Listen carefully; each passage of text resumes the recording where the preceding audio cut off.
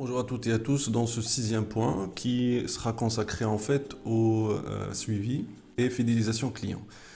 Durant ce point, nous allons voir pourquoi doit-on faire en fait le suivi et la fidélisation de nos clients et surtout comment. Donc le pourquoi, c'est tout simplement qu'aujourd'hui en fait le challenge n'est plus d'acquérir les clients, mais plutôt de les fidéliser. Mettre en place un funnel pour avoir une visibilité concrète sur le parcours client est une action très importante. Mais à quoi sert de faire tous ces efforts pour ramener des clients si on ne peut pas les garder?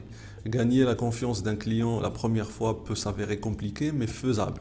Le récupérer après l'avoir perdu est une mission presque impossible. Donc, il faut en fait éviter au maximum de perdre un client et pour ça, il faut mettre en place une stratégie d'abord de suivi et de rétention et fidélisation. Ça nous ramène à comment? Donc en fait, un outil comme le CRM marketing permet d'effectuer en fait un suivi ponctuel et personnalisé. Plusieurs méthodes sont disponibles pour mettre en place un système de suivi et de fidélisation client, comme par exemple le système des cadeaux, des coupons, bons d'achat, rappels pour mise à jour par exemple tarifaire ou de prestations, ou sinon des rappels avant fin de contrat pour reconduire en fait nos clients. Il y a aussi le système qui marche très bien, qui est le parrainage. On propose en fait des avantages, en fait des réductions, des bons d'achat à tous nos clients qui parrainent en fait d'autres clients. Le but de toutes ces méthodes est de faire sentir à notre client que nous pensons toujours à lui et nous veillons à le fidéliser en lui proposant nos meilleures offres et prestations. Après maintenant, une fois qu'on a mis en place en fait cette stratégie de fidélisation, il faut en fait la mesurer. Donc il faut mesurer la fidélité de nos clients.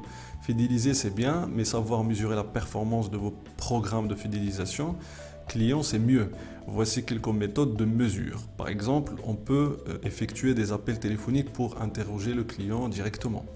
Ou sinon, on envoie de mails pour demander le ressenti client sur par exemple les services et les produits qu'on propose. Pour résumer, la fidélisation est importante pour ne pas perdre nos clients et les pousser à racheter encore nos produits ou services. Mais pour ça, il faut penser à mettre en place le moyen le plus adapté à notre cible et ne pas oublier en fait de mesurer le degré de performance de notre système de fidélisation. Voilà, je vous remercie.